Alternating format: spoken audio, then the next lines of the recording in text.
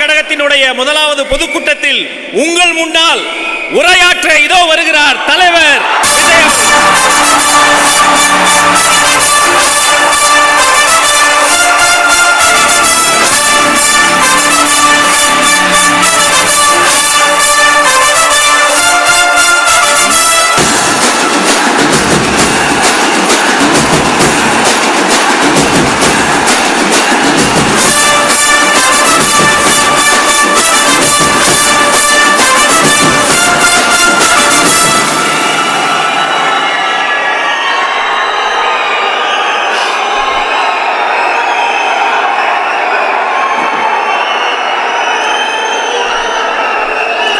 என் நெஞ்சில் குடியிருக்கும் என்னுடைய தோழர்களுக்கும் தோழிகளுக்கும் என்னுடைய வணக்கம் வணக்கம் வணக்கம்.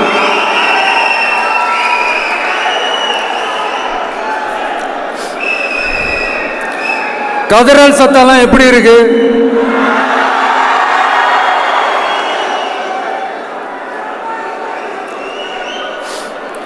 தமிழுக்கு அமுதென்று பேர், அந்த தமிழ் இன்ப தமிழங்கள் உயிருக்கு நேர்.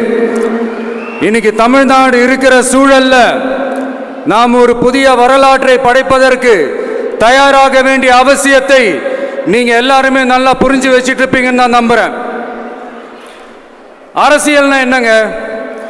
ஒவ்வொரு குடும்பமும் நல்லா வாழணும்னு நினைக்கிறது அரசியலா? இல்ல ஒரே ஒரு குடும்பம் மட்டும்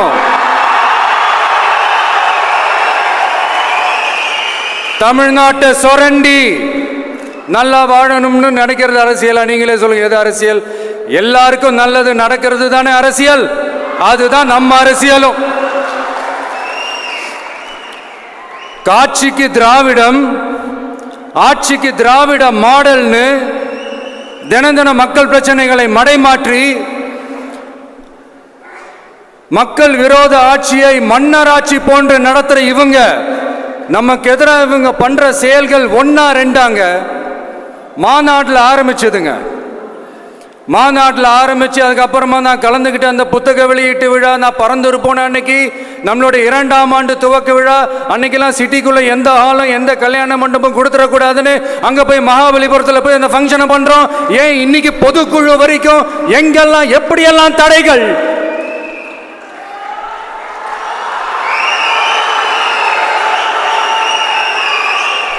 ஆனா அத்தனை தடைகளையும் தாண்டி நம்மளுடைய தோழர்கள் சந்திப்பு நிகழ்ச்சிகள், மக்கள் சந்திப்பு நிகழ்ச்சிகள் தொடர்ந்து நடந்துகிட்டு தான் இருக்கும். அது தொடர்ந்து நடக்கும்.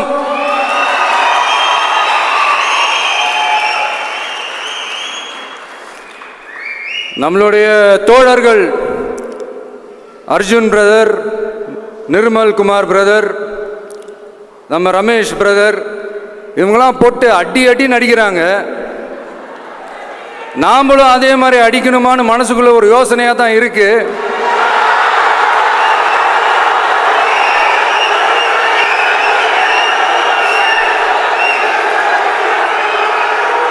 ரைட்.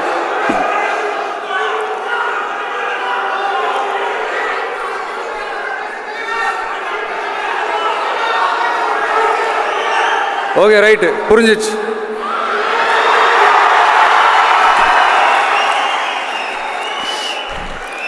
மாண்புமிகு மன்னராட்சி முதல்வர் அவர்களே,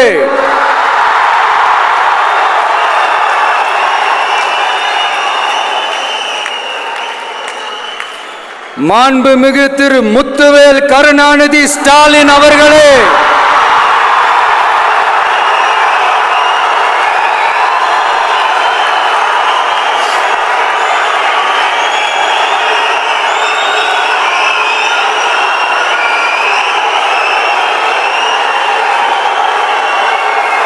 பேரை மட்டும் வீராப்பா சொன்ன பத்தாதவர்களே,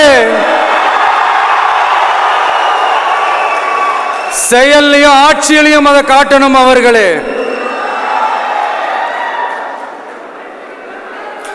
ஒன்றியத்தில் பாஜக ஆட்சியை ஒரு பாசிச ஆட்சின்னு அடிக்கடி அறைகூவல் விடுத்துவிட்டு இங்க நீங்க பண்ற ஆட்சி மட்டும் என்னவா? அதுக்கு கொஞ்சம் கூட குறைவில்லாத அதே பாசிச ஆட்சி தானே.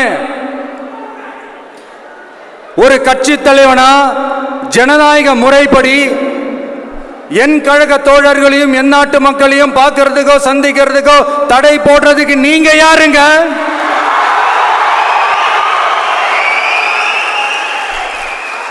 தடையை மீறிய மக்களை பார்க்கணும்னு முடிவு பண்ணிட்டா போயே தீருவேன். சட்டத்தை மதிக்கணும்ன்ற ஒரே காரணத்துக்காக தான் அமைதியா இருக்கிறேன். நேத்து வந்தவெல்லாம்